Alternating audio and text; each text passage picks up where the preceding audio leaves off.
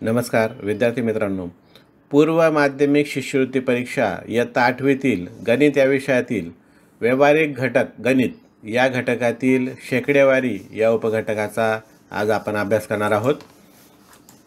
शेकडेवारी म्हणजेच शतमान, शेकडा, टक्के किंवा प्रति 100 होय। ज्यावेळी एखाद्या संख्येची 100शी भागाकाराने तुलना होते तेव्हा त्याला शेकडेवारी असं म्हणतात। थोडक्यात, जेव्हा कोणत्याही संख्येची किंवा वस्तूची तुलना 100च्या प्रमाणावरून केली जाते तेव्हा त्यास शतमान किंवा टक्केवारी असं म्हणतात। उदाहरणार्थ 65/100 म्हणजे 65%। शेकडेवारी किंवा टक्केवारी म्हणजेच दर 100 मध्ये त्या संख्येचं प्रमाण किती ते होय। शेकडेवारी हे एक प्रकारचं गुणोत्तर असून त्या गुणोत्तराच्या छेदस्थानी 100 हा अंक असतो।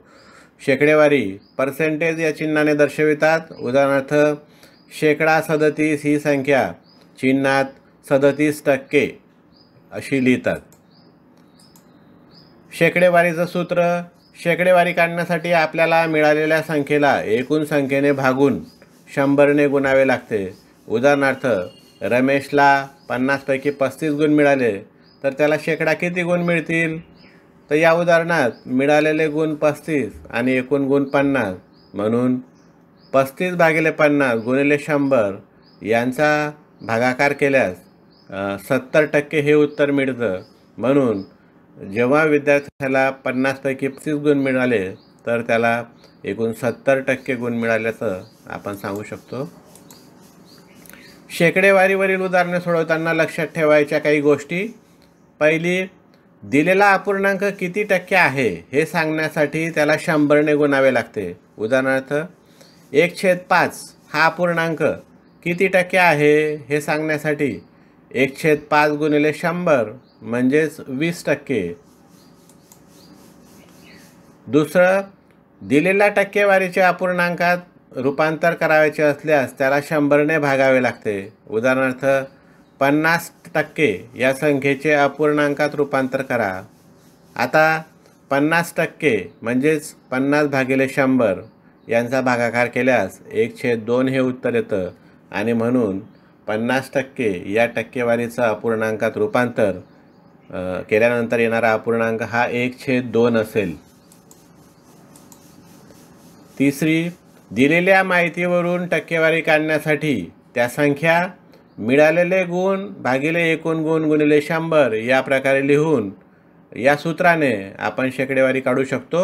उदाहरणार्थ 200 पैकी 120 गुण मिळाल्यास 120/200 गुणिले 100 बरोबर 60%। या पद्धतीने विद्यार्थ्यांच्या गुणांची टक्केवारी आपण काढू शकतो। शेकडेवारीचा उपयोग परीक्षेतील गुणांची टक्केवारी, नफा तोटा, सूट, रिबेट, कमिशन, त्याचप्रमाणे गणितातील वेगळ्या घटकांसाठी त्या प्रकारची उदाहरणं सोडवताना केला जातो।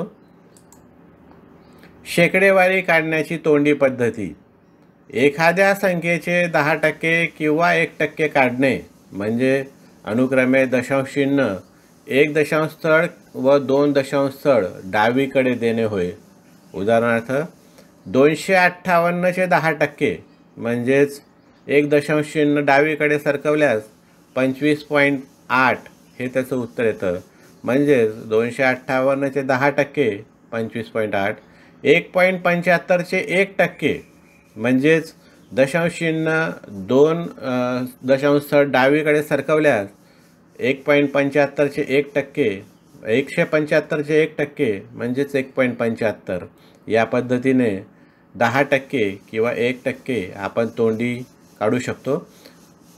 दुसरं, एखाद्या संख्येचं 25% काढणे म्हणजेच त्या संख्येला 4ने भाग देणे। उदाहरणार्थ 200चे 25% म्हणजे 200 भागिले 4 बरोबर 50।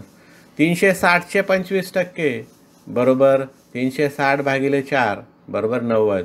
म्हणजेच एखाद्या संख्येला 4ने भाग दिल्यास आपण त्या संख्येचे 25% काढू शकतो। एखाद्या संख्येचे 20% काढणे म्हणजे त्या दिलेल्या संख्येला 5ने भागणे। उदाहरणार्थ 450चे 20% म्हणजेच 450/5 बरोबर 90. चौथं, एखाद्या संख्येचे 50% काढणे म्हणजे त्या संख्येला 2ने भाग देणे. उदाहरणार्थ 160चे 50% बरोबर 160/2 म्हणजेच 80. आता या तक्त्यात काही अपूर्णांक दिलेले आहेत आणि त्यांची शेकडेवारी दुसऱ्या कॉलममध्ये दिलेले आहेत. उदाहरणार्थ दिलेला अपूर्णांक 1/2 असेल तर त्याची शेकडेवारी 50% येईल. एखादा अपूर्णांक 1/3 असेल तर शेकडेवारीत त्याचं रूपांतर करताना 33.33% असं येईल. दिलेला अपूर्णांक 1/4 असेल तर शेकडेवारीत त्याचं रूपांतर 25% होईल. दिलेला अपूर्णांक 1/5 असेल तर शेकडेवारीत त्याचं रूपांतर 20% होईल. 1/6 असेल तर 16.66% असेल. दिलेला अपूर्णांक 1/7 असेल तर त्याचं शेकडेवारीत रूपांतर 14.28. 1/8 हा अपूर्णांक असेल तर त्याचं शेकडेवारीत रूपांतर 12.5% असेल. या पद्धतीने दिलेल्या अपूर्णांकाचं आपण शेकडेवारीत रूपांतर करू शकतो किंवा शेकडेवारीचं अपूर्णांकात रूपांतर करू शकतो. या पद्धतीने शेकडेवारी या घटकाचा दैनंदिन व्यवहारामध्ये होणारा उपयोग आपण स्पष्ट करू शकतो. धन्यवाद.